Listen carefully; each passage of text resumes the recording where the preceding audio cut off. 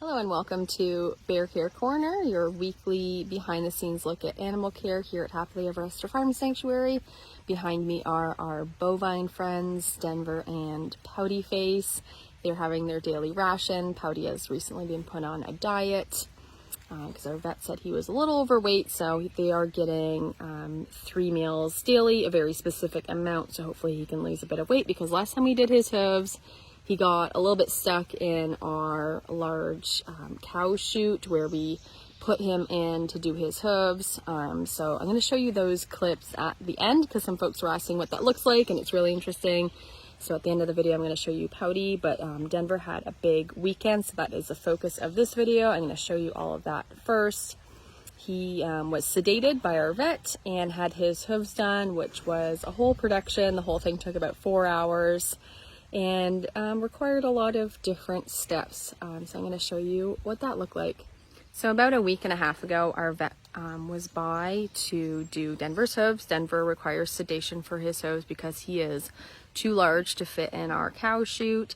So we were planning to do sedation for him. Our vet administered kind of the maximum amount of drugs that he could handle, and he still refused to lay down. He was still very awake, so it didn't work out. That was a week and a half ago. We decided to just call it a day, let him get back to his normal self, and try it again in about a week. That's happened before with him. A few years back we had a vet out, the same thing happened. He refused to be sedated even though he had the maximum amount of drugs in his system, so the vet just came back the next week. So for the second visit, which happened over the weekend, we changed our plans a bit. With moving the cows in the morning, I kept things really calm, just kind of moved them one at a time. I brought Pouty around so he can have his breakfast. Because of the sedation, Denver was fasted, so he hadn't had dinner and since the previous day. He hadn't eaten. But Pouty was very excited to come over because he was going to be fed. So I brought him back to the piglet barn. That's where the cow chute is currently set up.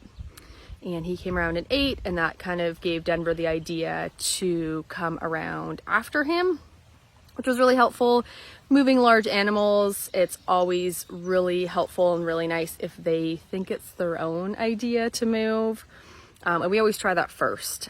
So if it's moving them with food or just kind of bringing them into an area that they're not used to and they're excited to go into because they're going to graze or see something new, that's always the first thing we try. If that doesn't work, then we have different methods. We can kind of wave our hands, or we have flags that we kind of wave, and that will get them to move in a certain way. But in the morning, I was able to, because I started early after I finished meds in the morning.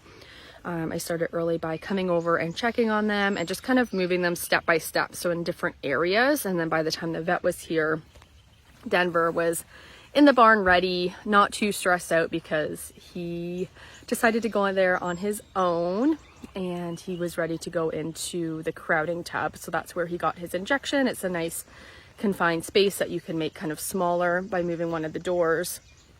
And at that point, when he was in there, because the week before we knew the dose that was going to work for him.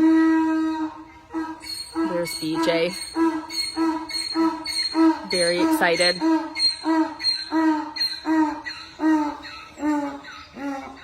So we knew the dose already. The previous week, the dose was administered in smaller amounts more frequently, but because we knew he could handle up to that amount, we did it. The vet did it all at once, so he got his full dose in the crowding tub, and then we moved him back into the barn where we just closed it up. The week before, because we weren't really sure of his weight and the exact dose he should be getting, we were just kind of watching him a bit. We had to. We shut him in the barn and then just kind of tried not to stand around, but also just kind of stood around watching to see how he was going to react. And I think that really affected his thinking and not wanting to go down. He was just kind of, even though he was feeling drowsy, he kept himself up because we were kind of hovering around. So this time we had a different idea, and we're finding new ways to use our cameras all the time, and it's really exciting. I'll check them overnight to see if something happened, or just lots of uses for them, just checking on residents that we're, concerned about, or whatever. So we use the camera. There's 2 cameras in the piglet barn, pointing at him at different angles. So I had brought over the caregiver iPad and put the camera on, and we were able to close up the barn completely. So the less stimulation he had, the less noise, the less light, the more likely he was just to settle. So we closed up the barn, no noise. We were quietly waiting outside. He didn't have us in his sight, and we used the camera in the iPad to watch him and what he was doing. So that way when he did go down, which took the first time around, it took about an hour, 45 minutes to an hour. We were just kind of waiting. And once we saw that on the video, we came in. And of course, his very first spot, for some reason, because he's Denver and he knew something was up. He's a very shy resident. If you're not familiar with him, you might give you some context. He's one of our more shy residents. So of course, the very first spot he chose to lay down was in a corner with most of his hooves tucked up under him. There was one kind of accessible, but it was against the wall, which wasn't really safe.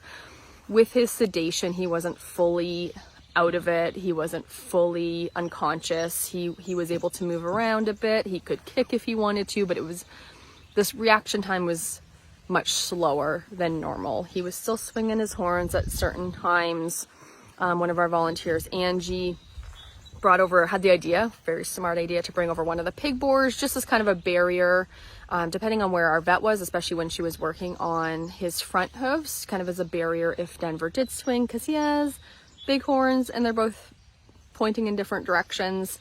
So sometimes he was kind of waking up a bit, he would toss his head, and they have a lot of power in their head and necks when they want to toss their heads.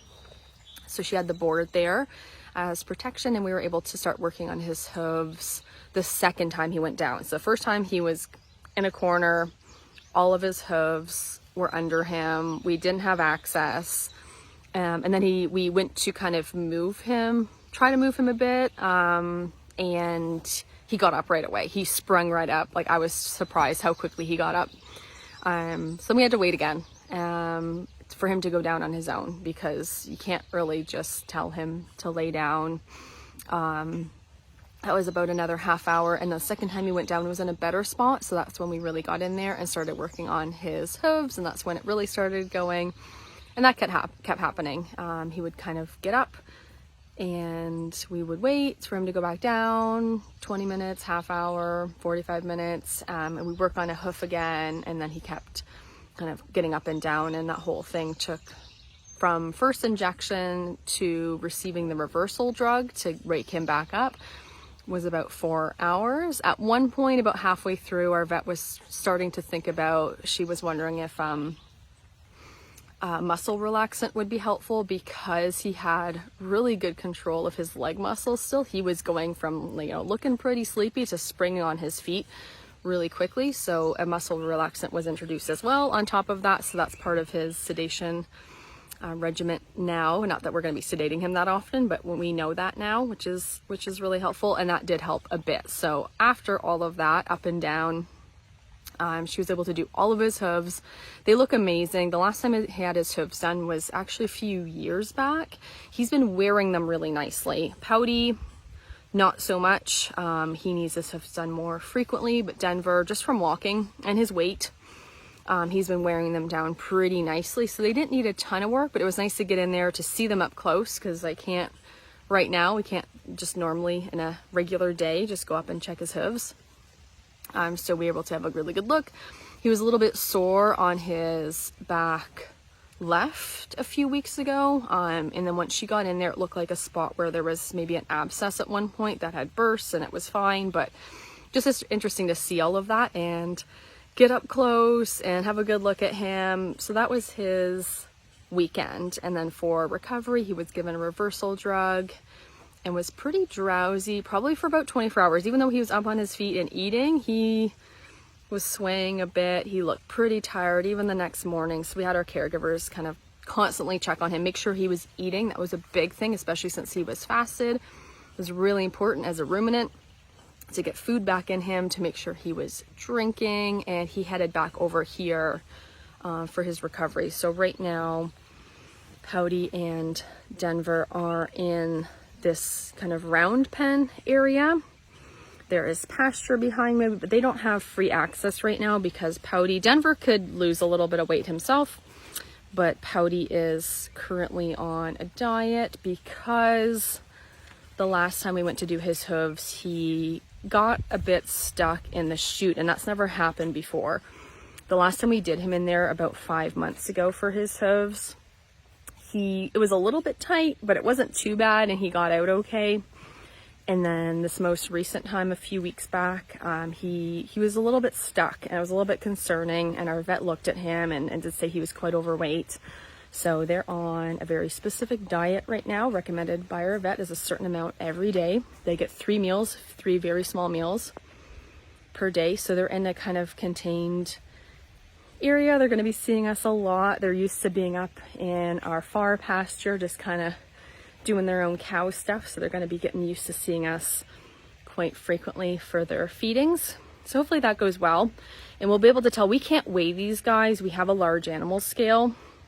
But you would need like 4 of them for them to fit on. Like the pigs fit on, Dan just fits on, like he is like, that's the size of the scale, but we probably maybe need 2 side by side to weigh Pouty, which we don't have. So we're guessing his weight, but I think we'll really be able to tell once we go to do his hooves again in about a month, how he fits through the squeeze. If he's fitting through a little bit nicer, we know the diet's working well. If he's not, then we'll just reassess the amount that they're getting.